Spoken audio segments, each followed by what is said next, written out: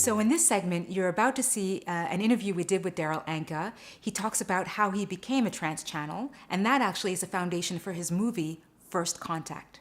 I hope you enjoy it. I'm just wondering, you started your professional career by working in special effects in the movie industry. And Yes. at that time, were you interested at all in extraterrestrial phenomena? I was a sci-fi fan, but and somewhat of an astronomy fan, but no, in terms of UFO stuff, I mean, it's a fascinating subject to me back then, but I didn't really know anything about it, and didn't really start studying it until I had a UFO sighting. That's what started this whole ball rolling. So, this was back in 1973, and I was driving.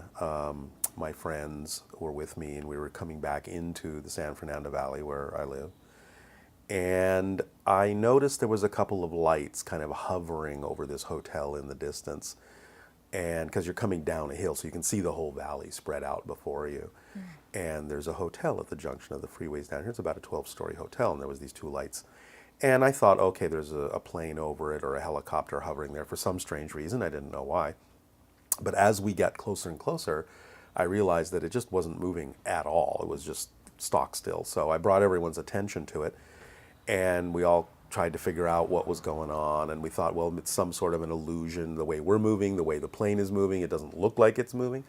But as we got closer, we realized it really isn't moving. And when we got close enough, we could see that it was this equilateral black triangle with one blue-white light on each point and kind of a dull red-orange light underneath. And it was just hovering over the hotel.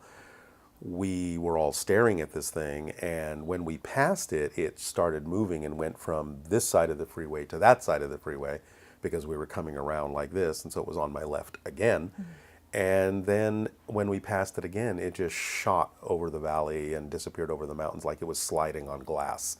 And it was, very exciting, very bizarre kind of an experience. We were all kind of like silent for a while.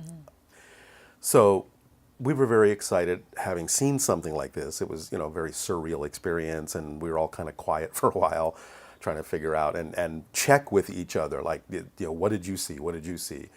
And the thing that was odd is when we were driving, we were kind of looking around in other cars that were alongside of us to see if anyone else was looking up, but no one else seemed to be.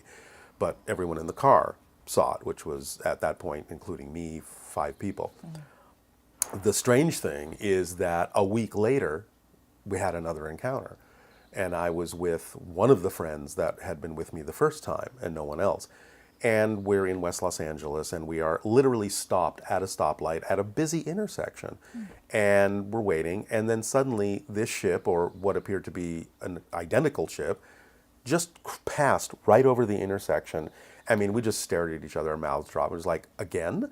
And so I just peeled out right after it, and she was leaning out the window and trying to guide me because it was zigzagging over a residential neighborhood. There was a lot of trees, and I was trying to follow it, and I couldn't see it all the time through the trees. So she was like, turn left, turn right, turn left, it's over there. And we eventually kind of lost it. And on a hunch, I just turned right down this one street, and she just yelled, stop. And I slammed on the brakes, and we looked up, and this thing was only about maybe 60, 70 feet above the car. It was just hovering there. Again, this black equilateral triangle, maybe about 30, 40 feet on a side. And the second we looked up at it, just a split second later, it just shot straight up in the blink of an eye and disappeared. And so these two encounters got me into this, okay, this world is different than I've been taught. There's something else going on here.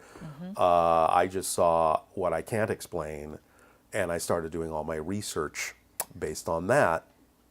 And in those days, back in the early 70s, there weren't a lot of books on these kinds of subjects. So when you walk into a bookstore, it's like every single metaphysical book is on one shelf.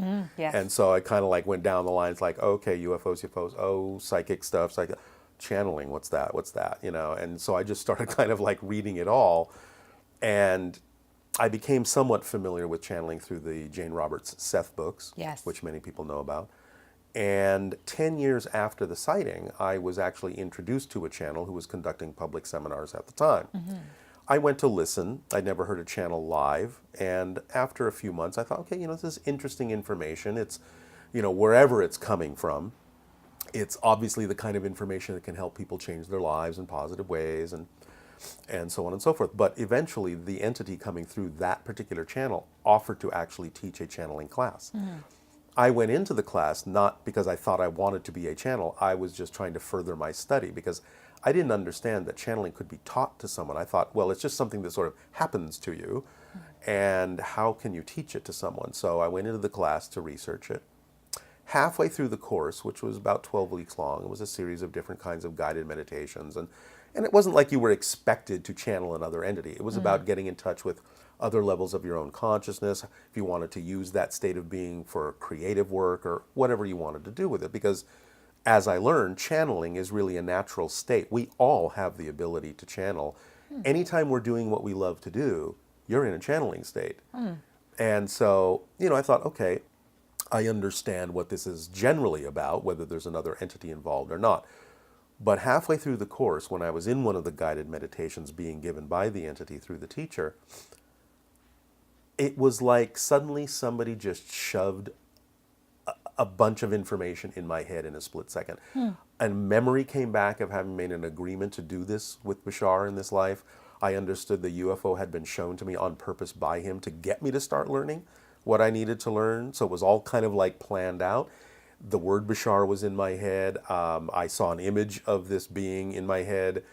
And the message that was there was, now you remember we made this agreement. Now you know it's time to begin. Is this something you still want to do? Now, this all happened literally in the blink of an eye. And I'm thinking, okay, well, am I hallucinating? What's going on here? Is this a side effect of the meditation? But the moment that I was experiencing this in my head, the entity stopped talking to the class and turned right to me and said, there's an entity here for you now if you're ready to begin. And at the same moment, I happened to glance over at another classmate who somehow had picked up on the image of Bashar I saw in my head, and she was actually drawing it on a pad of paper. So I thought, okay, there's two outside validations here. This is not just my imagination. There's something going on here. So I decided to pursue it, see where it would go. I did well enough that the teacher asked me to co-channel the next class with him. So I got even more practice. And eventually, a woman was doing a doctoral thesis on the connection between psychology and channeling, was looking for subjects to study, and I became one of her subjects. She had learned about the class and asked me to be one of the subjects. So I would go to her house, she would invite her friends over, I would channel for them, she would write her notes and write her paper. But the first week was like 5 friends, and then word of mouth. The next week was 10 friends, and the next week was 20 friends. And then, we started having to do it twice a week, and then we had to start doing it in 2 houses a week. People started hearing about it from the tapes that people made. I started getting asked to go to different cities, started getting asked to go to different countries. Word of mouth spread. Here I am 31 years later, still channeling. Watch Part 2. To watch the 4-part Q&A with Darryl, subscribe on YouTube.